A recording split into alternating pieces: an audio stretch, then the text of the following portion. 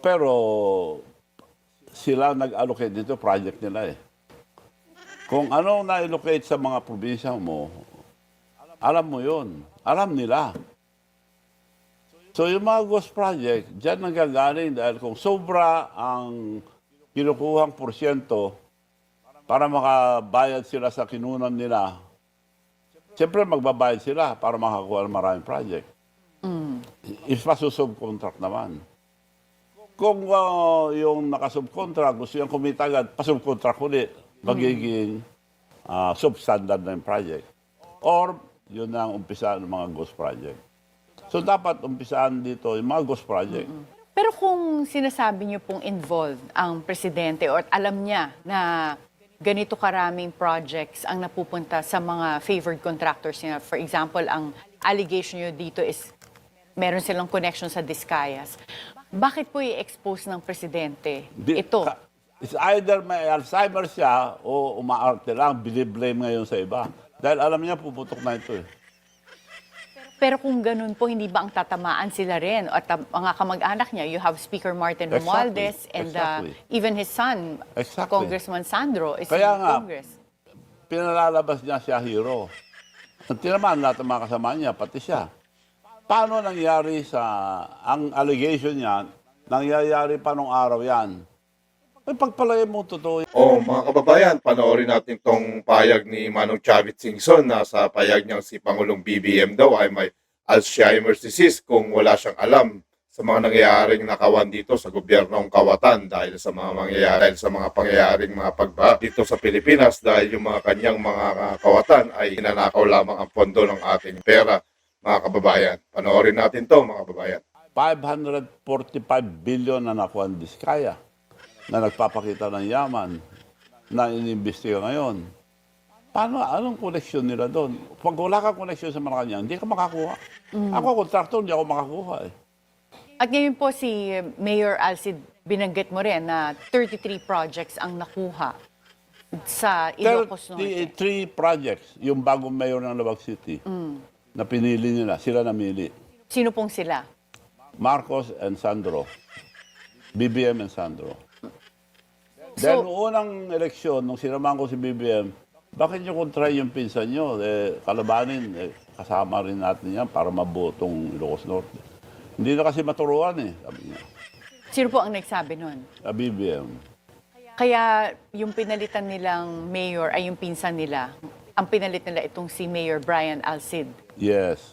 Yan ang Michael pinali Alcid. ngayon. Oo, si Brian Alcid. But bakit niyo po nasabing yung projects, 33 projects, napunta kay Mayor Alcid, yung bagong mayor, kung ang mga mayor naman, dapat wala silang implementation, wala rin silang Bawal nga. projects. In the It's first conflict place, of bawal interest. yun. Yes. Now, kung wala siyang koneksyon kay Sandro, wala siyang project.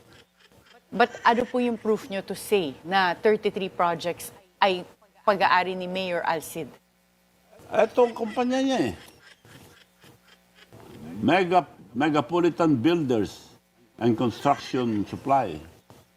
Ito po yung pinapakita nyo dito na accumulated contract cost na 1.89 billion pesos. Yes. At mga kababayan, ito po, nilaglag din niya at sinabing sina Pangulong BBM at yung anak ng si Sandro ang nagpahintulot sa kalyado nilang mayor na si Brian Alcid na nakuha yung mga maraming project na yan dun sa kinasasangkupan ng mayor na to, mga kababayan. Dahil nga daw sa kaya niya nakuha, syempre may connection siya kina Sandro at Pangulong BBM, mga kababayan. Ewan ko kung may Alzheimer sila o hindi nila alam ginagawa nila. Damay sila. Nandyan. They open up a gate na hindi na nila Nako, mga kababayan. Lupit talaga ni Manong Chavit. Isa-isayin po natin yung mga paratang nyo laban kay President Bongbong Marcos. Una sinabi nyo, wala siyang iisang salita. Wala. Bakit nyo po nasabi to? Matagal na. Matagal ko lang kilala yan. Magsasalita, hindi niya tinutupad.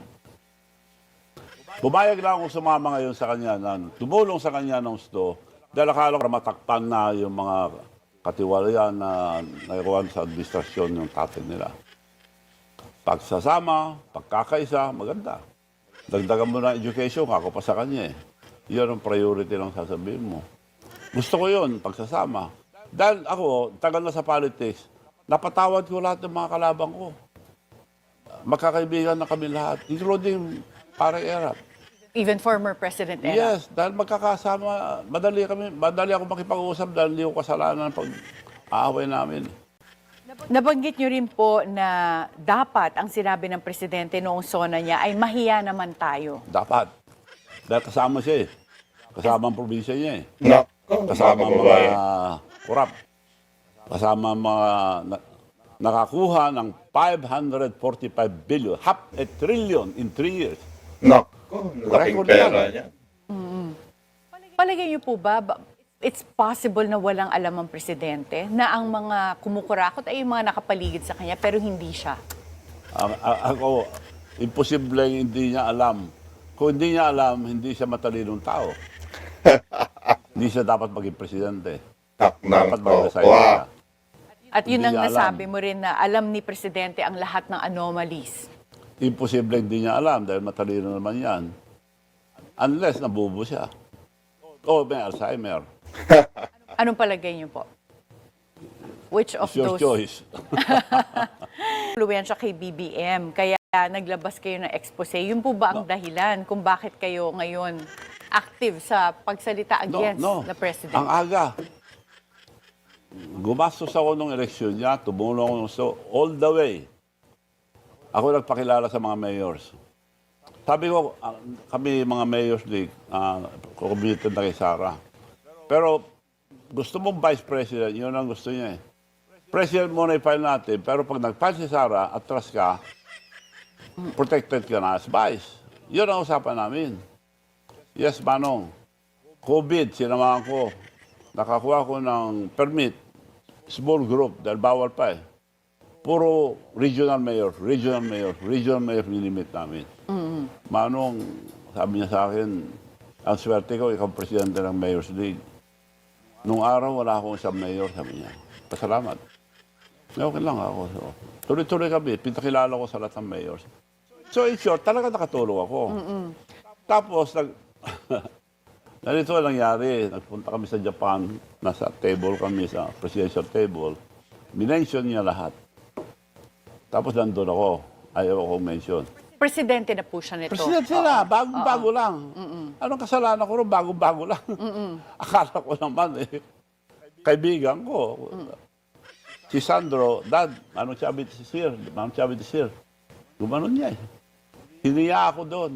Yung mga overseas workers sa Japan, bastos yung presidente niya, sabi nila. Hindi ako nagtampo. So ano po ang nag-trigger ng last straw kung bakit ngayon nagtampo na talaga kayo? Number one, yung hamon na siya ng hamon sa China. China is our friend. China is our neighbor.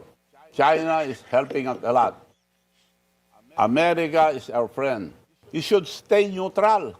Pagpunta sa US, binalik agad ang mga bases without consulting the Filipinos, without consulting Senate. Nung pinalis natin yung mga bases, it was approved by the Senate. So, ibig sabihin yan, dadamay tayo sa gera dahil may conflict ang China and Taiwan. Because China promised to get Taiwan at all costs within 5 years. Ngayon na yun. American, wag, laban tayo. So that is something that you're against. Magkakagera, sinong bububugin? Tayo. Tayo bububugin. At nainis ako tuwing naghahamon siya na, oh, help us. Ang China, ganito. Yung rason niya ng island na yan, claim ng marami. Meron din legal claim ang China, Vietnam, marami. Dapat kausapin lang diplomatic, joint venture na lang tayo. Pero nanalo po tayo sa arbitral award. Oo. So, palagay niyo Anong po ba hindi... mapapangan natin doon kung gagawin tayo? Pero panay aggression naman ng China sa West Philippine Sea. Anong aggression? Mabait nga sila, water cannon ginagamit. So, okay na yung water cannon instead na bala. So- Mabait na nga China eh. May karapatan sila eh. May karapatan tayo, may karapatan din sila, may karapatan din ang Vietnam. Marami nag-reclaim. Kaya lang, kumukuha siya ng support ng ibang countries. Why? Bakit niya po provoke ang China? May laban ba tayo sa China?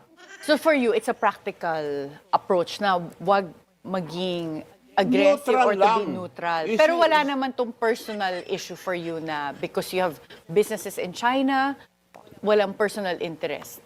Wala. Anong nangyayari sa Pilipinas? Bubugbugin tayo. Damay tayo. Collateral. So yun ang posisyon niyo po dito. being a president, he should be neutral. Kaibigan natin Amerika, kaibigan ng China. Neutral. O mga kababayan, napanood nyo po yung payag ni Manong Chavit Singson about dito sa mga kapalpakan ng ating Pangulo at yung mga kanya, dahil yung mga kanyang kawatan dito sa gobyerno, pinagnanakaw lang yung mga pera natin, mga kababayan. Wala naman sigurong masama kung nagsasabi siya ng totoo o hindi. Nasa sa atin na po yun. At least napanood natin kung ano yung mga payag ni Manong Chavit Singson.